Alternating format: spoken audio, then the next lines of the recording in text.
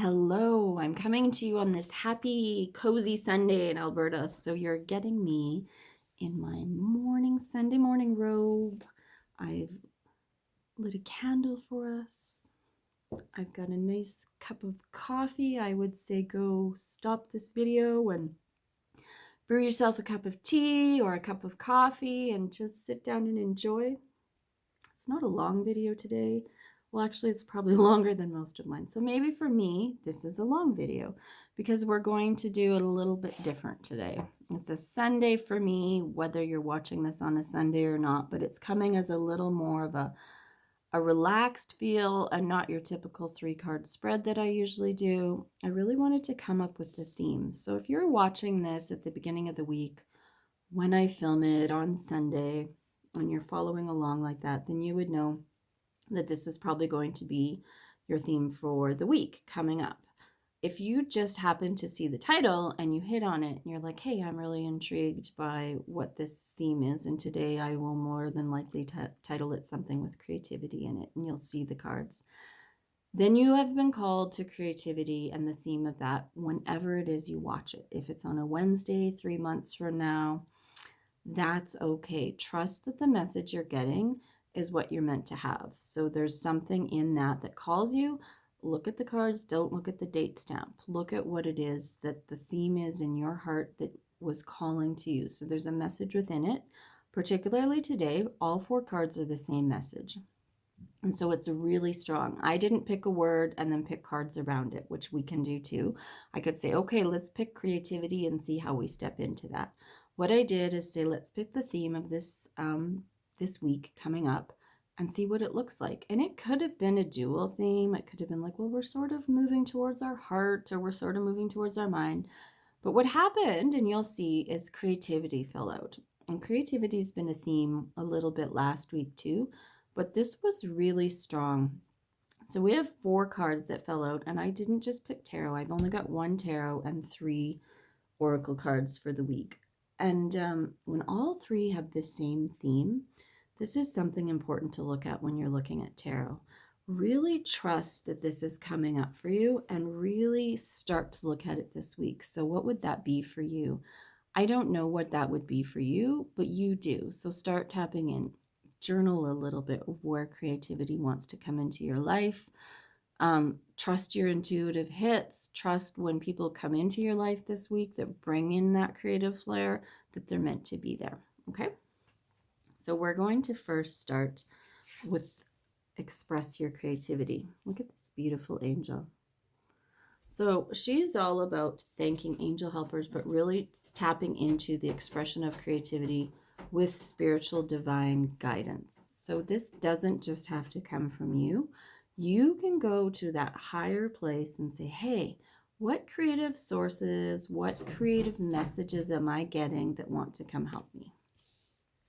You heard that scratch? That's my cat. It's very funny, the informalness of a Sunday video. He was having a coughing fit in my live Facebooks, and now he's scratching his posts. So very relaxed video today.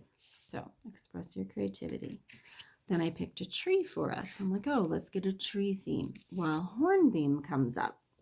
It's a beautiful tree. Can you see the real strength of that wood? And then you'll see there's some tools beside the tree and the little bench. So hornbeam, I'm in Canada. We do not have hornbeam here, but it's an Asian and European tree. Super, super strong wood. And its spiritual essence is about creativity. You think it'd be just about strength, but it actually has this real creative flair to it. So we come from a spiritual aspect of bringing in creativity. Now the trees are honoring that. Trees are such a beautiful energy to go to for creative enlightenment. Well, we didn't just get trees, we got a creative tree. And then we went to flower essences. So, oh, I'm a flower essence practitioner too, so I love flower essences, but pomegranate doesn't often come up. Pomegranate, again, is about creativity, but we're going to go right down to the feminine source, which if you listen to enough lives and people and you follow enough, or you're a practitioner yourself, you know creativity is often coming from that sacral chakra, from the feminine. But because we pulled pomegranate, it's even deeper than that. It could come from a shadow aspect. It could come a lot from a mothering feel, or right down to some mothering wounds. Maybe there's a piece of you that didn't get to be creative. So just look at that. We're not talking about this huge, heavy dealing. It's just go into that essence of you that maybe has been denied, that real feminine creativity, and see what wants to come forth. If you are into flower essences and you want to find a pomegranate flower essence, not quite as popular, or you want to eat pomegranate and before you get creative, that'd be a beautiful way to do it, to honor the creative feminine in you. Just take some fruit and really don't just eat it, but really soak in the essence of it. Feel the fruit, feel it in your mouth as you eat it. Look at it, the way it looks. It's like a womb plant even. So what are you birthing, right, in your creative source? So those were like some helpers around creativity, or some messengers around creativity. And then I did pull one tarot. And so I'm getting the Page of Swords in my herbal deck. So it's a real plant day today too. So Page of Swords, pages are very childlike, enthusiasm, a little immature sometimes. So your creativeness this week does not have to be something you've mastered. You don't have to be a master lace maker or a master weaver. You could be a master and being step into more mastery, but look at what I would say with Page of Swords is some of the creative energy that's coming out could be something you've never tried before, or you've always wanted to. It's been an inkling of your thought process, but you've never really been brave enough to do it. Something's always held you back. And so dill is the plant that popped up with this.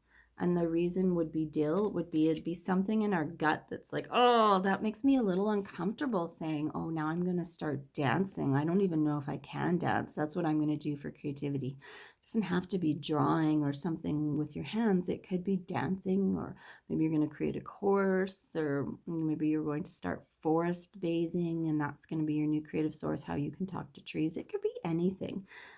But just if it feels a little uncomfortable, that's probably a good intuitive hit that you should try it.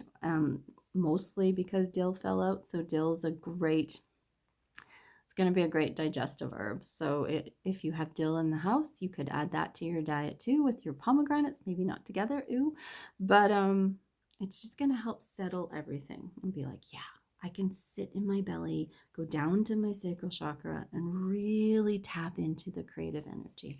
So everyone,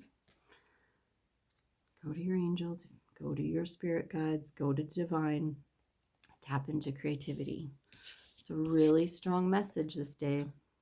Hornbeam, one of the strongest trees, wants you to get creative. It's supporting that. Feminine source, go right down to the pomegranate. Use that essence to bring it out of you.